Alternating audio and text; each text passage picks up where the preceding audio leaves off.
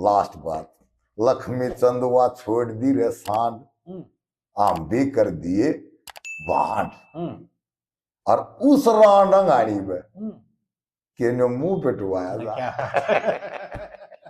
सोरे वो गराड़ी में और के जोर जमाया था जी। तो इसके संदर्भ में भी थोड़ा सा बता दो इस रागनी के। या रागनी जो है, जो रतन कोश में भी स्पेशली लिख रखा है।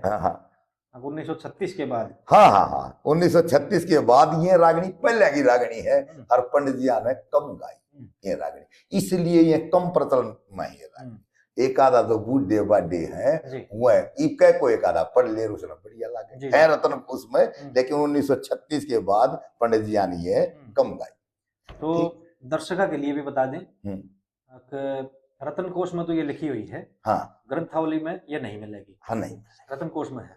11 नंबर।